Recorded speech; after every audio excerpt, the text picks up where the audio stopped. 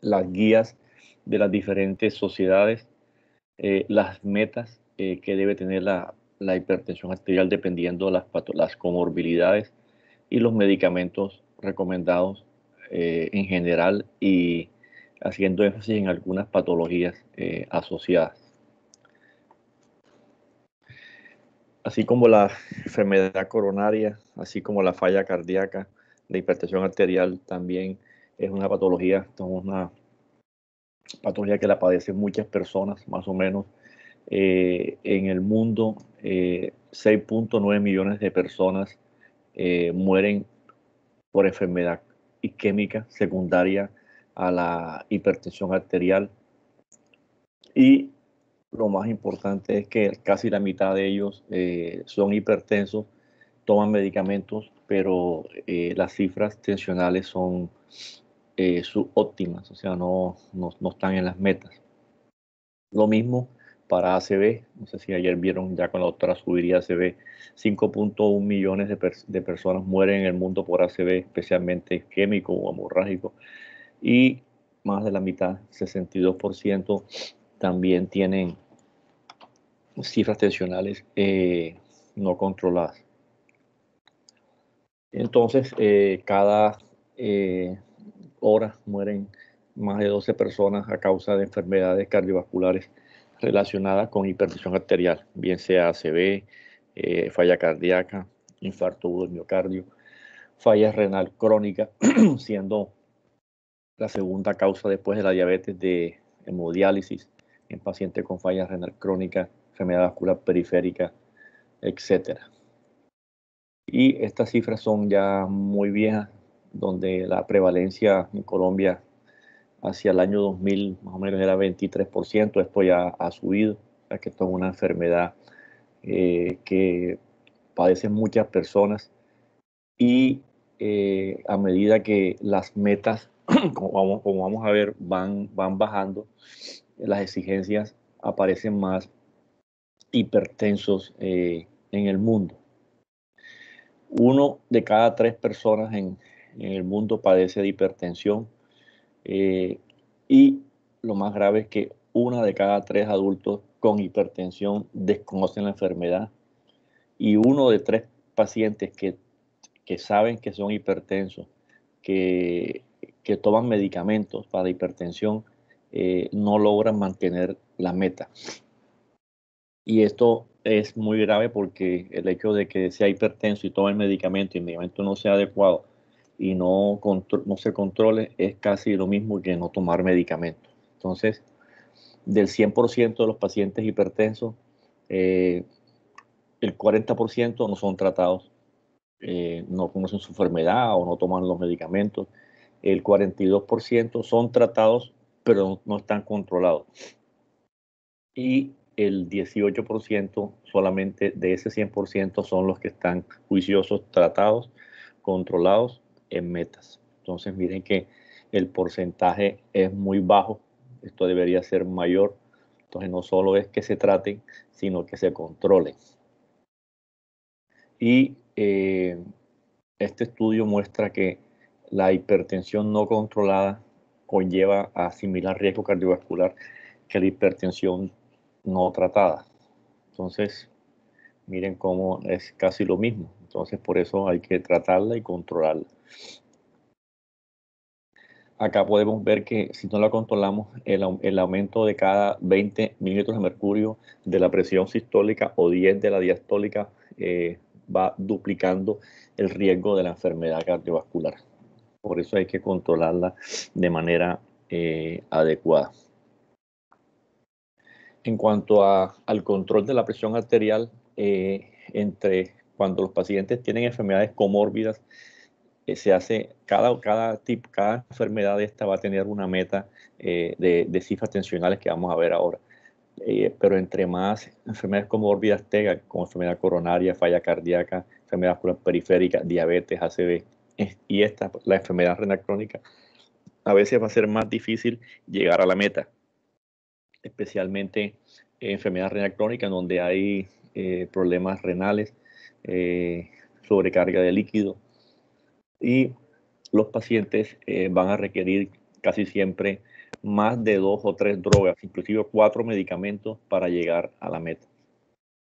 Ya las guías europeas dicen que no es recomendado que un paciente hipertenso se maneje con una sola droga, con un solo medicamento. Casi es imposible que con un solo medicamento el paciente llegue a la meta. Ya se recomienda por lo menos arrancar con 2 medicamentos. Ojalá, vamos a ver ahora, en una sola tableta, porque eso le da, digamos, más adherencia al tratamiento del paciente. Entonces, hay que bajar la presión como sea, inclusive bajándola 2 milímetros de mercurio de la presión sistólica en un paciente. Este es un metaanálisis de 61 estudios. Miren cómo impacta en bajar la mortalidad, especialmente en cardiopatía isquémica, y reducir el riesgo de mortalidad por ACV en un 10%. Si yo bajo aunque sea 2 milímetros de la sistólica, se me baja 10% el riesgo de mortalidad, en este caso de ACV. Entonces hay que hacer todo lo posible por bajar la presión y llevarlo a las metas. Y la hipertensión arterial, al bajarla, va a disminuir la presencia de ACV, de infarto, de falla cardíaca en una proporción muy significativa. Miren cómo se baja el 50% de la posibilidad de tener una falla cardíaca, que ayer vimos que tenía una mortalidad de 50% a 5 años. Cuando hablamos ayer de la falla cardíaca, estadio A, nos referimos a esto. O sea, si un paciente es hipertenso y usted le maneja la presión y llega a meta, ese paciente no va a llevar a falla cardíaca. Pero si el paciente sigue hipertenso, ese paciente está en estadio A, o sea que tiene factores de riesgo, no tiene síntomas y no tiene daño estructural cardíaco. Pero con el tiempo el paciente va a tener un remodelamiento, primero concéntrico, y posteriormente se va a dilatar y va a llevar entonces a una falla cardíaca con fracción de ejecución disminuida, en donde ya no podemos hacer más nada, sino dar medicamentos y tratar de que el paciente se estabilice y no fallezca. Y nuevamente hablando de lo de ayer, miren que los factores de riesgo como la hipertensión, como la diabetes, la hiperlipidemia, son los causantes del continuo cardiovascular, en donde el paciente arranca con hipertensión, diabetes, y produce una disfunción vascular, va produciendo enfermedad vascular, lleva el paciente a un infarto, que ya lo vimos antes de ayer, lleva una falla y se remodela por el infarto, puede llevar entonces posteriormente a una falla cardíaca con fracción disminuida, insuficiencia falla cardíaca terminal, falla renal, lo que sea, y el paciente va a morir. Entonces, si nosotros atacamos acá los factores de riesgo, hablando de falla cardíaca ayer, atacamos el estadio A y mejoramos y cambiamos el curso natural de la enfermedad, este paciente no va a llegar acá y va a tener una menor mortalidad y un mejor, digamos, tratamiento y menos complicaciones como las diálisis, como medicamentos para la falla cardíaca, las hospitalizaciones, falla cardíaca, etc. Entonces hay que manejar bien esta parte. Esta angiotensina 2, como ustedes saben, producen todos estos daños endoteliales que ya vimos ayer. Es muy importante entonces tratar de bloquear el eje renina-angiotensina-aldosterona, que es una de las causantes más importantes, junto con las catecolaminas, del aumento de la presión arterial. Entonces, para recordarles acá el eje renina-angiotensina-aldosterona, recuerden que la angiotensina 1, por medio de la enzima convertidora, pasa a angiotensina 2, y esta angiotensina 2 va a actuar en 2 receptores.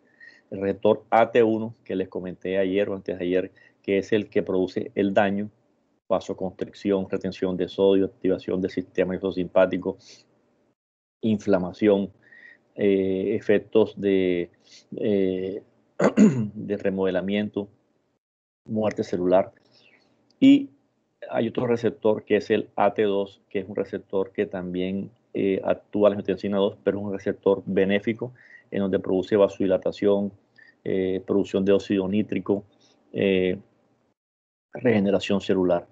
Cuando yo doy inhibidor ECA, bloqueo el paso de 1 a 2 y me va a bloquear los dos receptores. De todos modos, o sea, me bloquea también este que es bueno, perdería este beneficio. Y además de eso, el ECA bloquea la enzima convertidora, que es la que degrada, que es la que va a favorecer a la degradación de las bradiquininas. Por eso es que cuando doy ECA, el paciente aumenta las bradiquininas y esta es la causa de la tos en los inhibidores ECA. Cuando yo doy entonces ARA2, losartán, valsartán, cualquiera de estos, irbesartán, candesartán, directamente va a actuar acá en el receptor AT1. Y miren que deja libre el AT2. Al dejar libre el AT2, se dejan libres estos beneficios para el paciente que son importantes y bloquea directamente este AT1.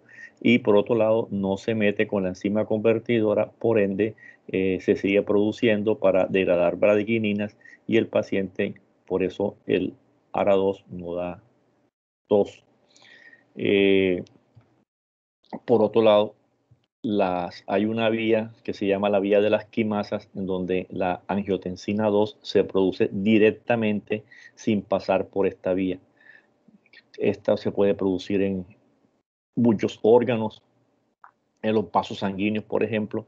Entonces, el AT1 tiene lo bueno que bloquea el receptor AT1, venga por donde venga la angiotensina 2. Entonces, si yo doy inhibidor ECA, si doy un inhibidor ECA, bloqueo esta, pero dejo libre esta acá y me llega por este vía. Entonces es muy importante, pues hoy en día los ARA2 son drogas pilar fundamental en el manejo de la hipertensión arterial.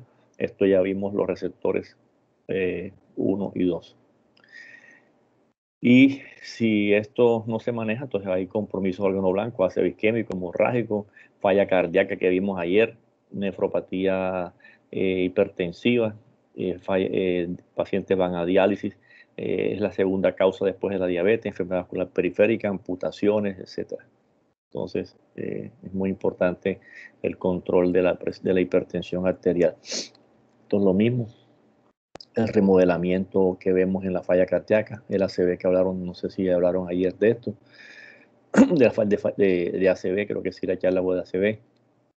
Y en cuanto a la hipertensión arterial, esta se divide en dos, la esencial o primaria, que es la más frecuente, y la secundaria, que ocurre en el 5 al 10% de los pacientes, y esta se debe a unas causas que vamos a ver ahora, en donde hay que sospecharla en algunos pacientes, especialmente pacientes jóvenes, menores de 30 años, o pacientes ya adultos, en donde no fueron hipertensos durante toda su vida y de repente a los 65 años, por ejemplo, empiezan a tener unas crisis hipertensivas importantes de predominio diastólico, entonces hay que descartar compromisos secundarios. Recordar que la secundaria, si logramos buscar la causa, por ejemplo, un ferrocromocitoma, un hiperaldoteronismo primario, podría ser ya, digamos, se podría curar de la hipertensión, siendo no así la hipertensión esencial o primaria. En cuanto a la presentación estable, cuando el paciente no tiene compromiso órgano blanco y no tanto eso, sino que sus cifras tensionales están, pues, a cifras adecuadas, pero el paciente puede llegar a una parte que se llama las crisis hipertensivas, en donde se dividen en urgencias y emergencias. Las crisis hipertensivas, el paciente se asocia con aumentos de las cifras tensionales, especialmente mayores de 180 a 120, donde cuando hay una urgencia hipertensiva el paciente no tiene compromiso órgano blanco, y en la emergencia sí hay compromiso órgano blanco y amerita disminuir la presión de manera de manera rápida, dependiendo el órgano blanco comprometido. Eso es un tema que se van a dar en la rotación.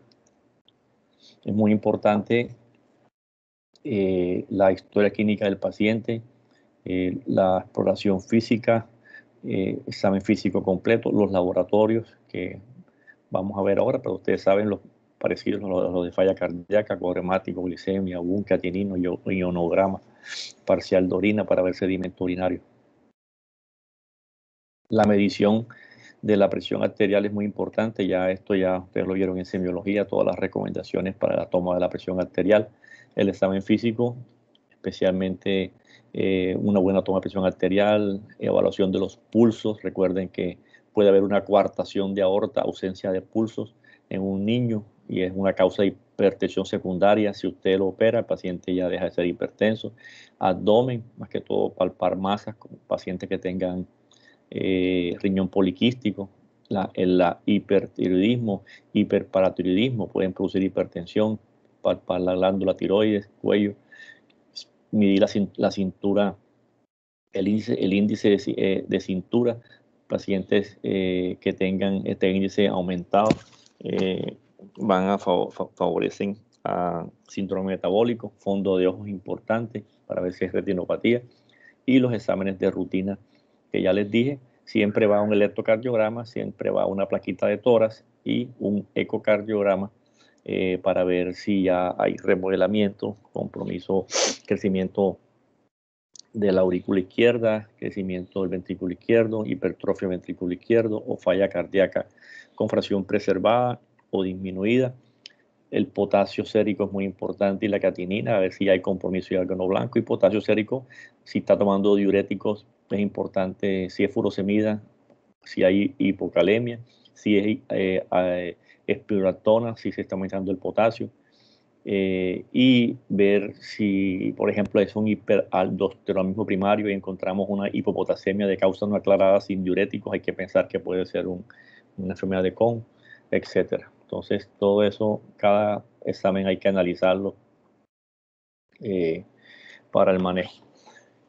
En cuanto al diagnóstico y el tratamiento de estos pacientes a nivel mundial, estamos invadidos de muchos documentos, muchas guías, en donde cada uno de ellos da una serie de pautas y de recomendaciones que pues no son, en ocasiones, pues son diferentes en cuanto a las metas, diferentes en cuanto sí, al inicio del manejo del paciente.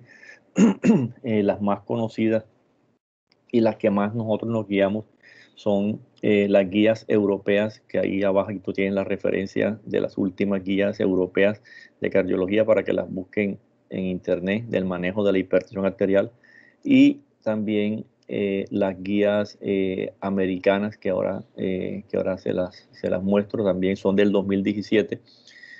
Entonces estas son las dos que más nos guiamos, pero también hay guías del Reino Unido de hipertensión arterial, hay guías latinoamericanas de hipertensión arterial, hay guías, cada sociedad, especialmente las que tienen que ver con hipertensión, como la sociedad de diabetes, que se llaman las guías ADA, ellos sacan sus guías especialmente cómo manejan la hipertensión asociada a la diabetes.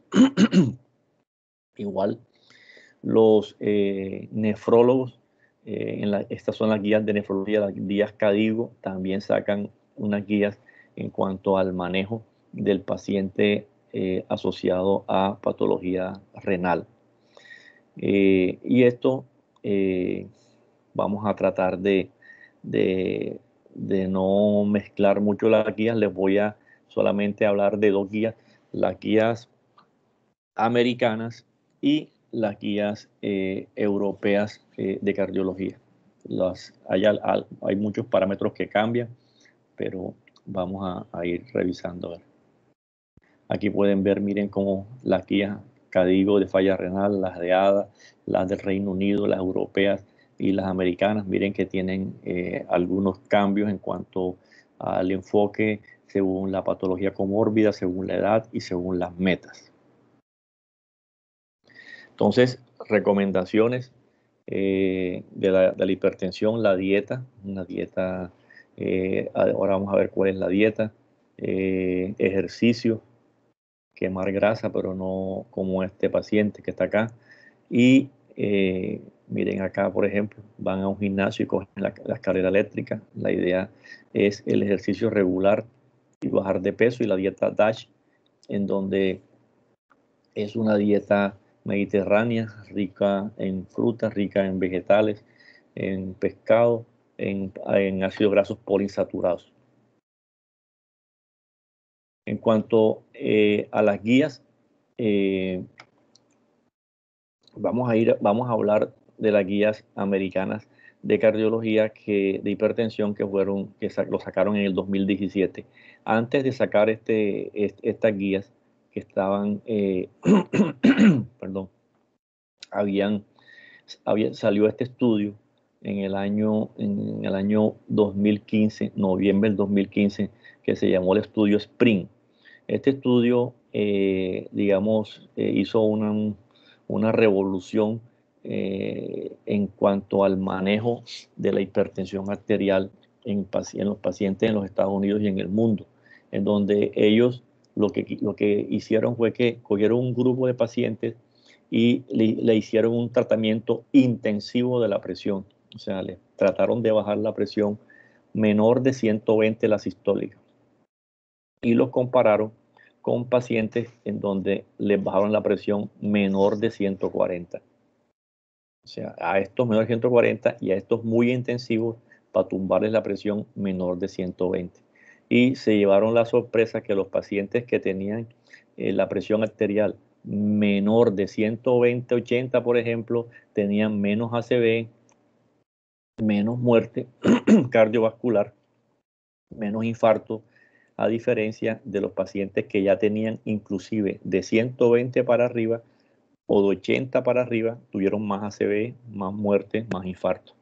Y si tenían más de 130/80, todavía más. O sea que miren que según este estudio, pacientes que tenían ya presiones de 130, que pueden ser, digamos, normales en algunas personas, que se consideraban normal, porque antes se decía que ya la hipertensión era cuando tenía mayor o igual a 140/90, ya tenían compromisos ACV y todo. Entonces eso, en los Estados Unidos salió ese estudio, y al día siguiente, entonces, debido a ese resultado, más de 100 millones de americanos pasaron a ser hipertensos, porque como tenían la presión por debajo de 140/90, no eran hipertensos, sino normales altos, que se llamaba antes.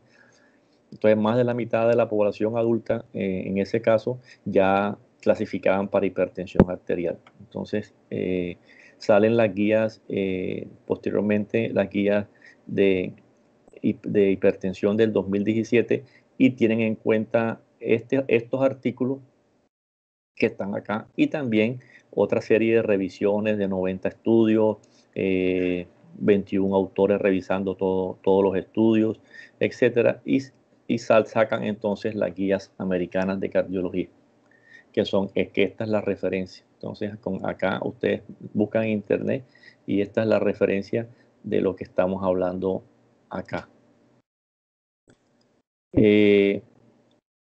Entonces, la clasifican en normal, elevada, hipertensión, estadio 1, estadio 2. Miren que la normal, entonces un paciente normal es un paciente que tiene la presión menor de 120, menor de 80.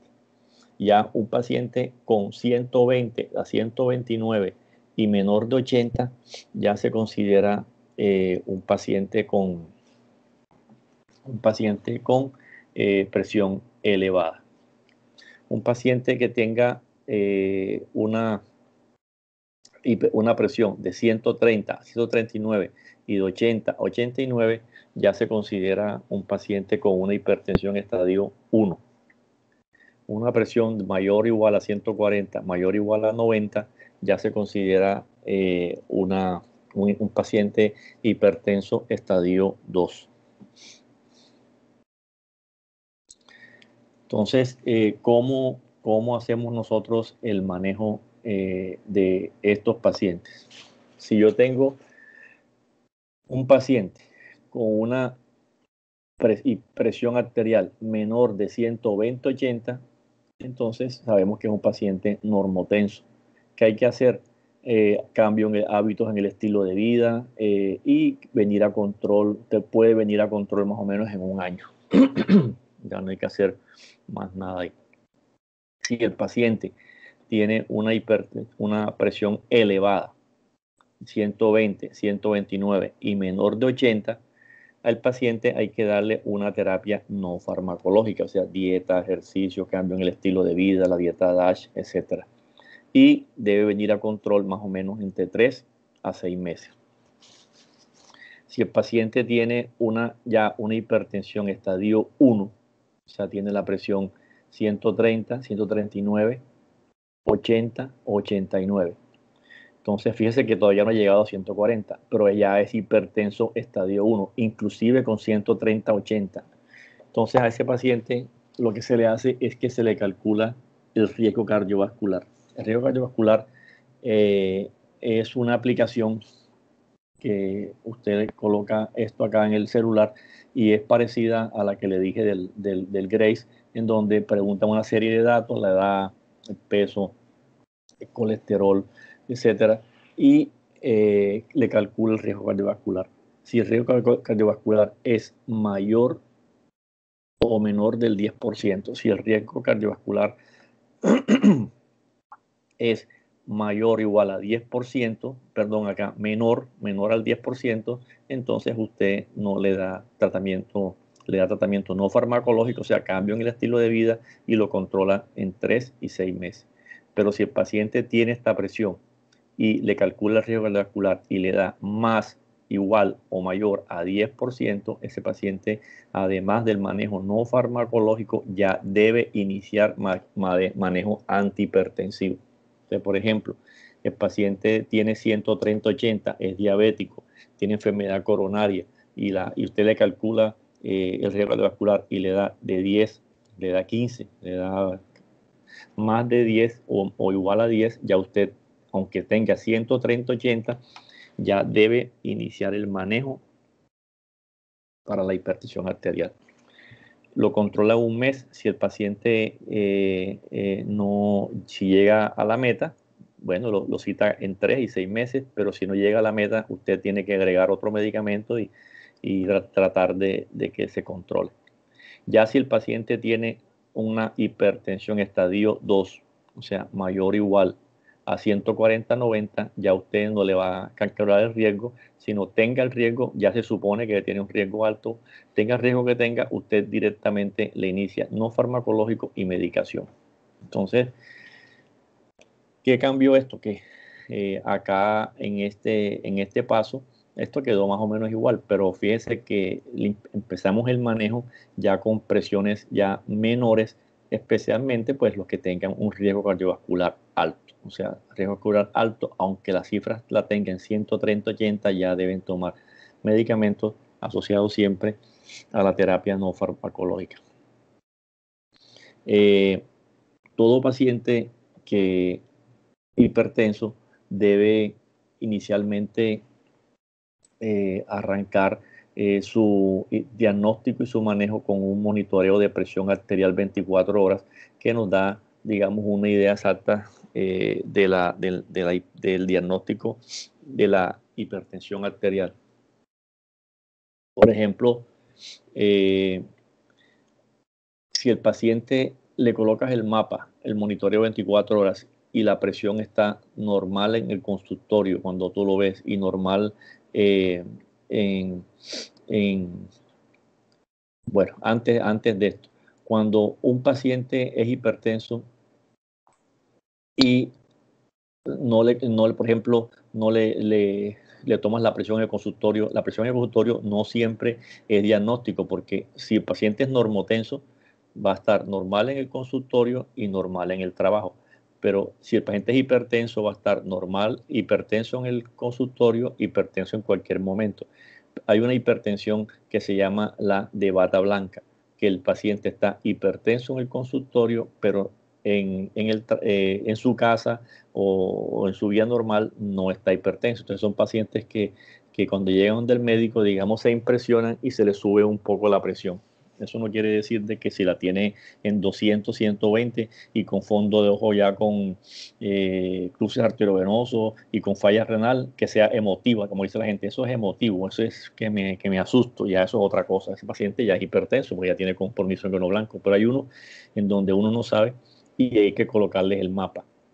Y esta es la peor, que se llama la enmascarada, en donde el paciente no es hipertenso en el consultorio, pero al irse al trabajo, el paciente maneja cifras tensionales elevadas. Entonces, esto se diagnostica mejor con un mapa en donde usted puede monitorizar al paciente tanto en el consultorio como en el trabajo y verifica ver cómo va las cifras tensionales. Si están elevadas, entonces ya usted puede clasificar al paciente como hipertenso y le ayuda al diagnóstico y al manejo del paciente.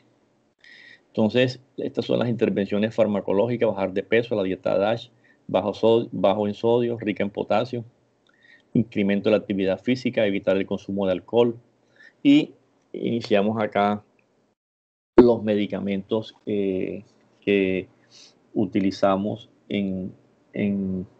para el manejo de pacientes con hipertensión arterial. Estos son los que más utilizamos nosotros: los inhibidores SECA, los ARA2, los calcio antagonistas, especialmente los dehidropiridínicos como la amlodipina y la nifedipina, los diuréticos. Miren que en falla cardíaca hablábamos de diuréticos tipo diuréticos de asa como la furosemida, especialmente para sobrecarga hídrica, y hablamos también de de la espironolactona o los inhibidores de aldosterona para pacientes en falla cardíaca, más que todo para evitar el remodelamiento. Acá en hipertensión arterial, la furosemida no está dentro de la droga de elección para falla cardíaca, a no ser que yo sea hipertenso y amerite tomar furosemida porque tengo además de eso una falla cardíaca con fracción de eyección disminuida o preservada y que tenga sobrecarga de líquido. Ya eso es otra cosa. Pero si no tengo sobrecarga de líquido y no tengo disnea por falla cardíaca, no amerito furosemida en vez de tiazida, porque la furosemida produce más baja de potasio, produce más complicaciones metabólicas, etc. Lo mismo si tengo, bueno, entonces la tiazida la tiazida tampoco, otra razón para dar furosemida en hipertensión arterial es que esté cursando con una falla renal crónica y tenga la depuración baja, menor de más que todo de 30, que tenga una creatinina elevada. Esos pacientes con falla renal crónica en sobrecarga de líquidos, las tiazidas no son efectivas, entonces hay que darle para la hipertensión arterial, ahí sí se le da también furosemida. En cuanto a las tiazidas, se asocian mucho a la terapia dual, como les dije, a los inhibidores ECA, a los ARA2, a los calcio antagonistas.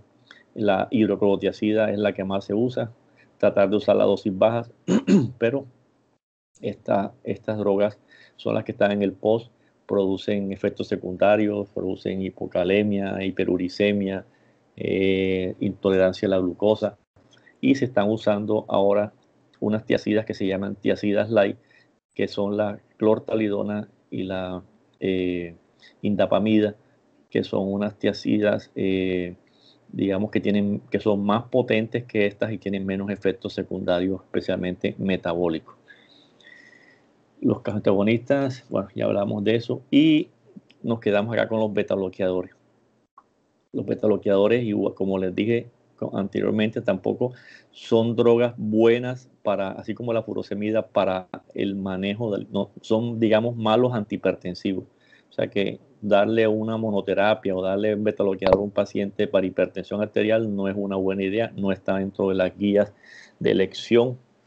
En este caso, cuando doy beta bloqueadores, cuando yo tengo un paciente con tengo un paciente con falla cardíaca, con fracción de eyección disminuida, tengo una hipertensión arterial y debo dar beta bloqueadores porque ya dijimos antes de ayer, que hay que darlos en falla cardíaca, fracción disminuida porque disminuye la mortalidad. O sea, tengo otra enfermedad comórbida acompañante que amerita este medicamento, pues se lo dejo, aunque sea hipertenso, porque no es tanto para la presión, sino para mejorar la enfermedad que tengo asociada. Falla cardíaca, por ejemplo, me dio un infarto y estoy tomando beta bloqueadores y soy hipertenso, pues tengo que tomar beta bloqueador para el infarto y además de eso para su hipertensión arterial. Tengo una fibrilación auricular con una respuesta ventricular rápida y soy hipertenso, tomo la beta bloqueador para frenar la frecuencia ventricular, pero soy hipertenso y tomo la otra serie de medicamentos. Pero no dejarlo solito así, sin ser hipertenso, sin tener falla cardíaca, sin tener FA, sin tener postinfarto y ser droga de elección, no es lo adecuado. En cuanto al manejo de las enfermedades comórbidas, según las guías americanas, la presión en un paciente diabético debe estar, se empieza a manejar cuando la presión está en 130/80. O sea que la meta es que debe estar por debajo de 130/80. Se empieza a tratar aquí y debe estar por debajo de esta. ¿Cuáles son los medicamentos que sirven acá? Sirven los ECA, los ARA2, porque bajan la presión y además de eso evitan la progresión de nefropatía y la albuminuria.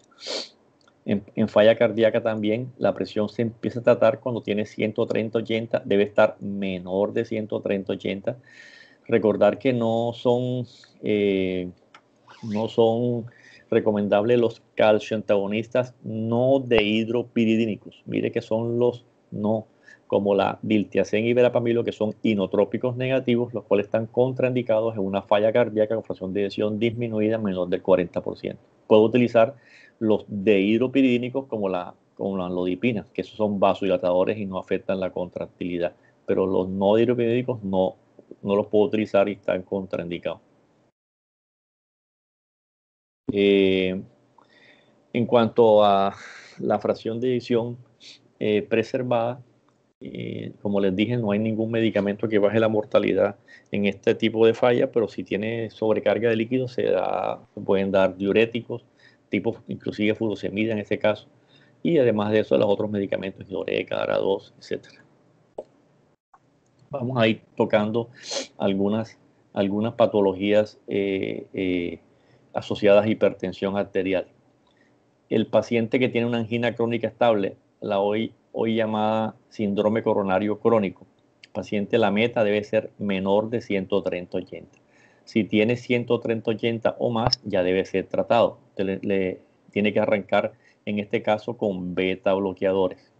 Yo les decía, beta bloqueadores no, pero acá sí los arranco. ¿Por qué? Porque tiene una angina crónica estable y el beta bloqueador disminuye el consumo de oxígeno porque disminuye la contractilidad y disminuye la frecuencia cardíaca. Por ende, lo doy para mejorar la enfermedad comórbida que tiene, que es la angina. Como no es un buen antihipertensivo, le agrego entonces un Idoreka o un ARA2 y así voy viendo. Si la presión sigue elevada y no se controla, entonces a este ARA2, a este ECA, le agrego un calcio antagonista de hidropidínico que puede ser amlodipina. Y si no mejora, le agrego entonces una tiazida. Y si no mejora, le agrego entonces una espironolactona. Entonces uno va pasando, va pasando a los escalones para ver, para llegar entonces a la meta. Si tengo una falla renal crónica, igual la presión debe estar por debajo de 130/80 y lo ideal es dar en el paciente varias drogas. Va a recitar seguramente, ya les comenté anteriormente, y entre esas drogas no puede faltar los ECA o los ARA2, especialmente los ECA porque evitan la progresión de falla renal. En un paciente con un ACV isquémico, de pronto lo vieron ayer. Cuando llega un paciente con un ACV isquémico al servicio de urgencia, lo primero que tenemos que verificar, así como hablamos de la trombolisis en infarto, si el paciente clasifica o no para una terapia de reperfusión del ACV. Y hay que mirar a ver si llega en ventana, que son de 3 a 4 horas y media, y si no tiene contraindicaciones para trombolisis. Si el paciente es apto para eso, se verifica la presión arterial, que no esté por debajo debe estar por debajo de 185, 110. Si así se logra, entonces se le coloca la trombolisis y su presión debe ser bajada lentamente, aquí menor de 180, 105 en las primeras 24 horas para evitar, digamos, para evitar porque la penumbra isquémica, que puede haber más isquemia al haber más hipotensión arterial.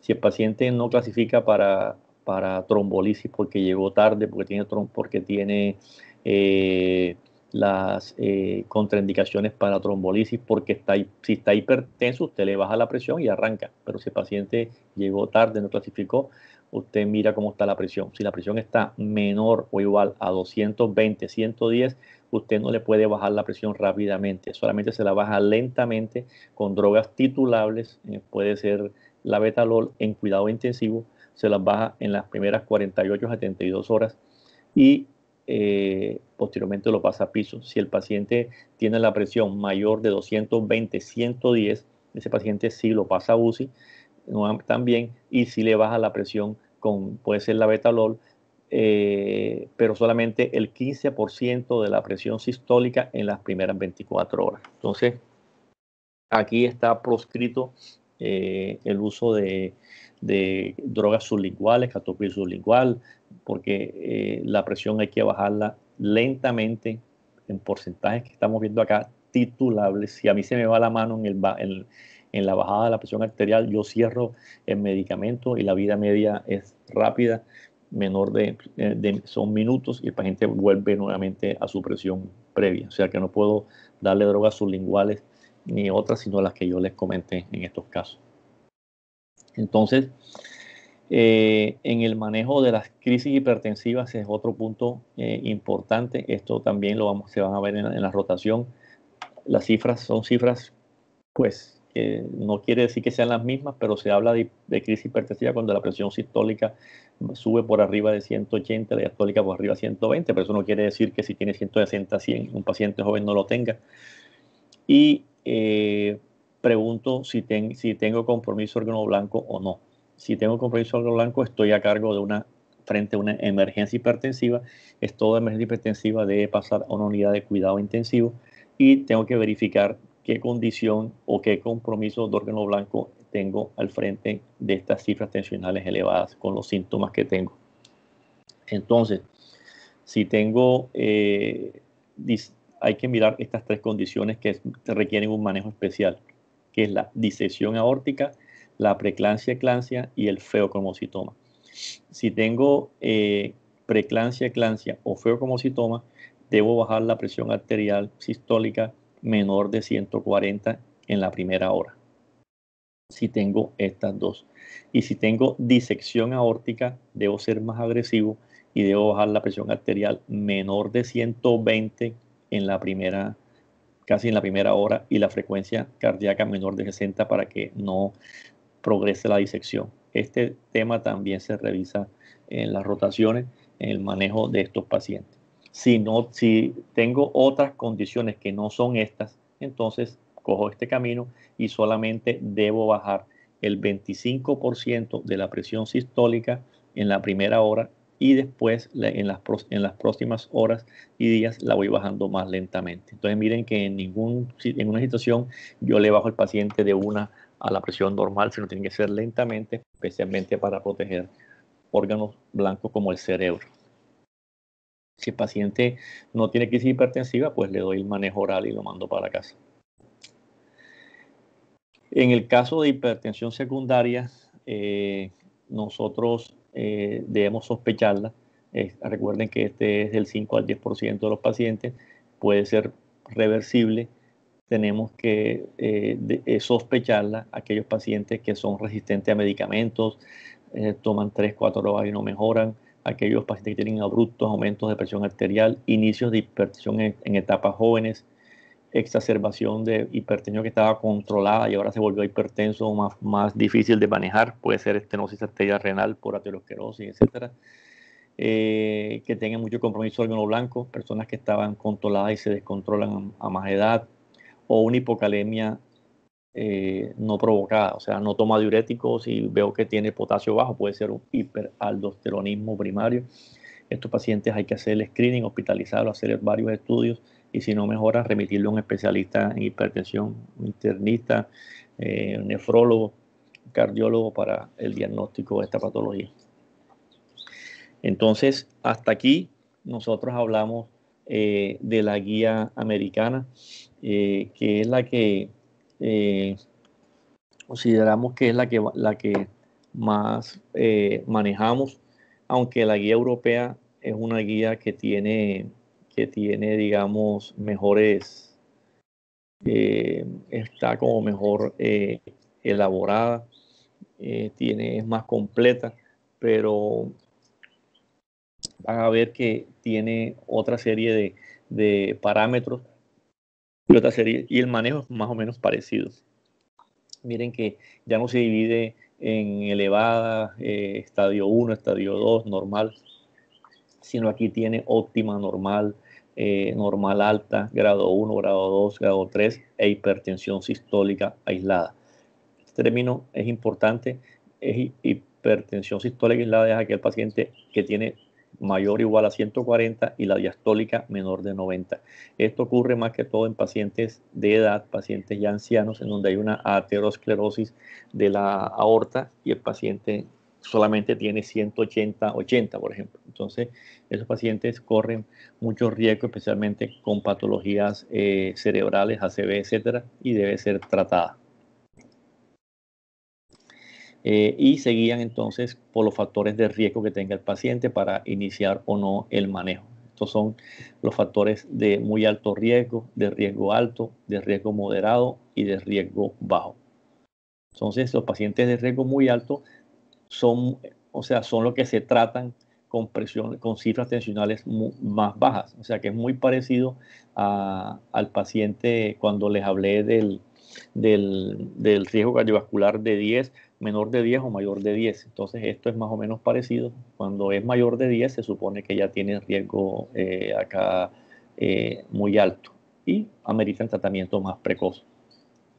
Entonces, ellos dicen que cuando tengo la presión normal alta, que es acá, intervenciones en el estilo de vida y se considera tratamiento para los pacientes que tienen un riesgo muy alto. O sea, si yo tengo un ACV o tengo un riesgo mayor del 10% y tengo presión de 130, miren que ya inicio manejo. Es muy parecido a la otra que vimos que cuando yo le hago el riesgo cardiovascular, le doy manejo con 130-80 y con cambio en el estilo de vida.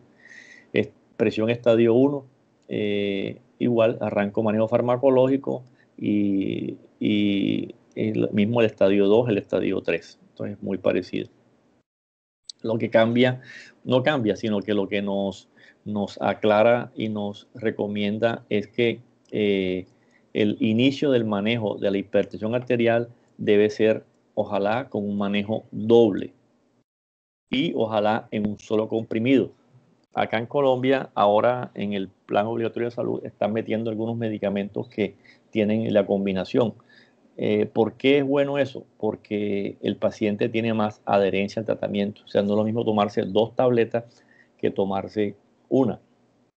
Y el paciente hipertenso no solo tiene hipertensión, puede tener diabetes, puede tener hiperlipidemia. Si es anciano, tiene enfermedad de Alzheimer. Entonces, un ejemplo, entonces está tomando 2 de hipertensión, las 2 de la diabetes van 4, la droga para el Alzheimer van 5, sufre colesterol y la atrovastatina van 6, artrosis, entonces está tomando acetaminofén, codeína van 7 y sufre de otra vaina, entonces son 8. Entonces, 8 tabletas es imposible que el paciente se tome y esto es lo que se está evitando, es que se le olviden las tomas y por eso se trata de que el paciente arranque con comprimidos que tengan 2 o 3 drogas dentro de la tableta. Entonces, normalmente, ¿con qué arranco yo? Con pues el ECA sí se usa, pero con el asunto de la tos, la gran mayoría se está usando es el ARA2, por ejemplo, losartán, valsartán, candesartán, irbesartán, olmesartán. Y esto se le puede asociar bien sea a un diurético o a un calcio antagonista de hidropirínico. Entonces las combinaciones más frecuentes son los ARA2 más un diurético, y este diurético es la hidroclorotiazida, o la indapamida, o la clortalidona. O sea, los tiacídicos light o los tiacídicos solo. Y otra combinación es el ARA2 con un calcio antagonista que es anlodipina. Entonces, valsartan-anlodipina, canastatalogedina, irbesartan-anlodipina, olmesartan-anlodipina, telmisartan-anlodipina.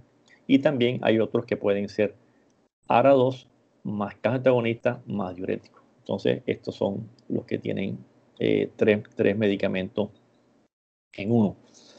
Combinación triple en un comprimido. Entonces, fíjese que es el mismo comprimido, pero usted le va agregando más medicamentos. Entonces, la idea es que el paciente arranque con un manejo doble, y si no mejora, si no se controla la presión, con un comprimido en manejo triple o separados. Y si después de 3 medicamentos, o sea, un ARA2, un diurético tiacídico y una anlodipina, el paciente no mejora, hay que mirar primero qué es lo que está pasando, si es que no se toma el medicamento, si es que no hace la dieta, si es que tiene falla renal, por ejemplo. Si yo tengo falla renal, creatinina en 5 y estoy tomando hidroclorotiazida, no me sirve, tengo que cambiarlo por furosemida. O si necesito diálisis, ya es otra cosa. Entonces, a ver, todo eso hay que verificarlo. O estoy tomando algún medicamento que me aumente más la presión, por ejemplo, AINES. Entonces, estos pacientes hay que verificar todo eso. Si la presión es resistente, ¿qué es una hipertensión resistente? Es aquella presión arterial que no mejora a pesar de tomar tres o más medicamentos y que incluya un diurético y que la presión no baje. Entonces, a esos pacientes con hipertensión resistente se les añade un medicamento que es la espironolactona. Entonces, ese es el manejo que se le hace a la hipertensión arterial resistente. En enfermedad coronaria, ideal un comprimido que tenga manejo, que tenga doble. Entonces, puede ser un ECA o un ARA2 más un beta bloqueador.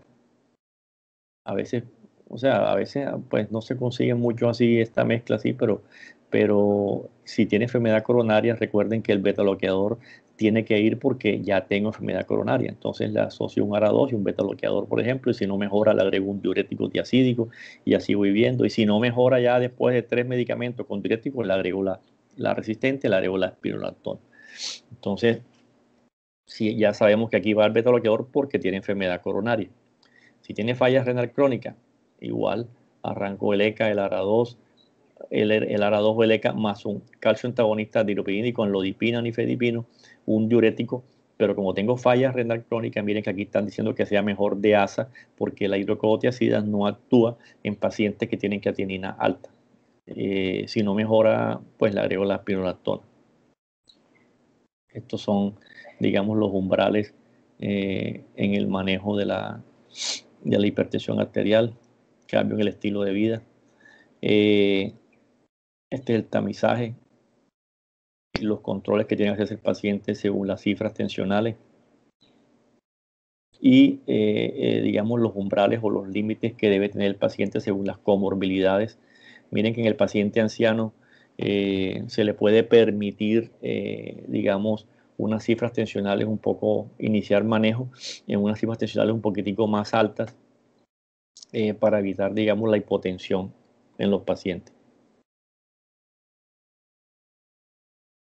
Bueno, esto acá, entonces, en el resumen de lo que estábamos hablando de las guías europeas, el primer objetivo del tratamiento debe ser reducir la presión arterial menor de 140/90 en todos los pacientes, siempre que lo toleren bien. La presión arterial debe alcanzar, ojalá, menor de 130/80 o menos en la mayoría de los pacientes. ¿Por qué? Porque recuerden que la presión óptima es la que está por debajo de 130/80. En los pacientes mayores de 65 años, se recomienda reducir la presión 120-129. Estas son las causas de hipertensión secundaria que ya les comenté, en donde tenemos nosotros que buscarlas, y algunas, si diagnostican, si yo opero un fluoroconcitoma puede revertir el paciente, si opero la coartación lo mismo, esta lo mismo. Entonces siempre hay que buscarlos. La apnea del sueño es una causa común de hipertensión secundaria. Pacientes obesos que roncan mucho en las noches, hay que remitirlos también al neumólogo para que les haga la polisomnografía, etcétera. También hay que estar pendiente de esos pacientes. Estas son las enfermedades comórbidas y cuáles serían las drogas de elección para estos pacientes. Fíjense que los ECA, los ARA2 están en la gran mayoría de los pacientes, especialmente en pacientes que tengan enfermedad renal. No podemos darle otros medicamentos sino estos inicialmente. En ACV, cualquiera que baje la presión. En infarto ya les dije que siempre tiene que ir un beta bloqueador, un ECA, un ARA2 si hay fracción de eyección disminuida. En angina de pecho va un beta bloqueador o va un antagonista del calcio, pero en este caso, como es angina, si tiene una buena función ventricular, puede ser entonces acá diltiazem o puede ser verapamilo, pero estas drogas, digamos, no disminuyen el dolor, pero no disminuyen mucho la mortalidad en infarto. Mejor un beta bloqueador. En falla cardíaca, ustedes saben que siempre tiene que ir, si tiene sobrecarga hídrica, un diurético que es furosemida, debe ir el beta bloqueador si está la fracción de eyección disminuida porque baja la mortalidad, debe ir un ECA o un ARA2, y también debe ir un antagonista de mineralocorticoides como la espironolactona. Entonces, con esto, si no se baja la presión, te van con todo esto, y si sigue hipertenso, pues usted le puede agregar amlodipina, otra serie de medicamentos, pero siempre de base tiene que ir digamos, la base del manejo que ya vimos de falla cardíaca. Aneurisma de aorta, beta bloqueadores para evitar más la ruptura, fibrilación auricular con respuesta, fibrilación auricular para prevención. Si yo un paciente hipertenso lo manejo con ECA o ARA2, puedo prevenir la FA. Y si ya tengo FA, sigo con los mismos medicamentos. Si tengo la frecuencia ventricular rápida, agrego beta bloqueadores. Fibrilación auricular con respuesta rápida, beta bloqueadores o calcio antagonistas no dehidropirínicos como diltiazem y verapamilo, que son los que son inotrópicos negativos y cronotrópicos negativos. Proteinuria, ECA o ARA2, enfermedad vascular periférica, antagonistas del calcio son importantes, o inhibidores ECA. ¿Cómo sería entonces la combinación de estos 3 medicamentos? Ya se los comenté. En la línea azul son los que más, las mayores combinaciones, que son los diuréticos, y estos diuréticos son los tiacídicos o los LAI que les comenté, y van a estar asociados a un ARA2 o especialmente valsartán, candesartán, etcétera, y también están asociados a un calcio antagonista, que la gran mayoría es la amlodipina. Entonces es hidroclorotiazida, el ARA2 y la amlodipina.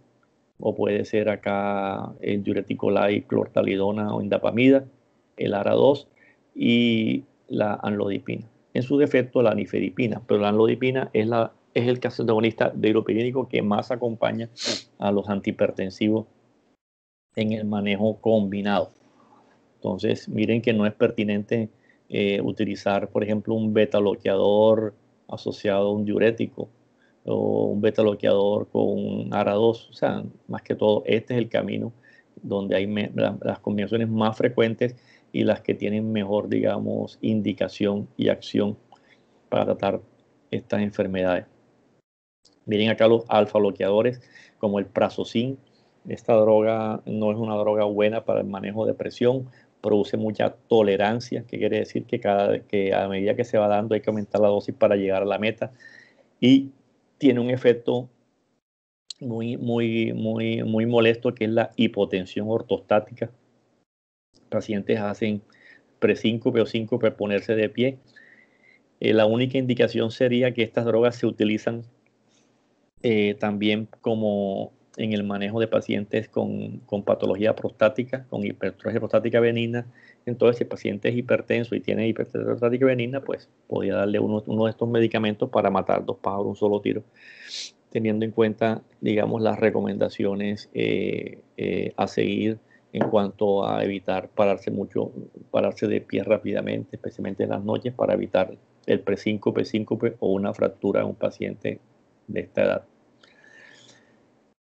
Entonces, estas son las recomendaciones o las conclusiones de las guías americanas, en donde miren que los pacientes que tienen riesgo cardiovascular mayor o igual a 10 deben ser manejados con presiones de 130 o más, y la meta es menor de 130-80. Si tienen riesgo cardiovascular menor de 10, los empezamos a manejar cuando la presión es mayor o igual a 140-90 y la meta es menor de 130-80. Y esta es las cifras en donde ya yo debo iniciar el manejo de la hipertensión arterial en pacientes con diabetes, enfermedad renal crónica, angina vascular periférica, cuando tienen mayor o igual a 130-80, y la meta debe ser menor de 130-80. Entonces, hay que hacer un diagnóstico temprano, evitar el daño orgánico blanco, valorar el riesgo cardiovascular global para decidir el manejo del paciente, modificación del estilo de vida, usar medicamentos en forma individualizada o idealmente en forma combinada, colocarle el mapa a los pacientes para el inicio de manejo del paciente y manejar los factores de riesgo cardiovascular. Entonces, miren que hemos tocado dos aspectos generales y aspectos de dos guías. La guía europea es la más completa. Ustedes revisen las dos guías. Si yo les pregunto, por ejemplo, qué les saben, yo les voy a hacer énfasis, ¿me entienden? En la guía que estoy preguntando, porque fíjense que es diferente. Unos utilizamos más la guía europea, otros más la americana. Acá se utiliza un poco más de pronto la americana. Entonces, de todos modos, es bueno que conozcan las dos y tengan, digamos, claro más que todo las indicaciones del manejo y las metas y el inicio del diagnóstico en estas dos patologías. Bueno, entonces, si tienen alguna pregunta. ¿Aló?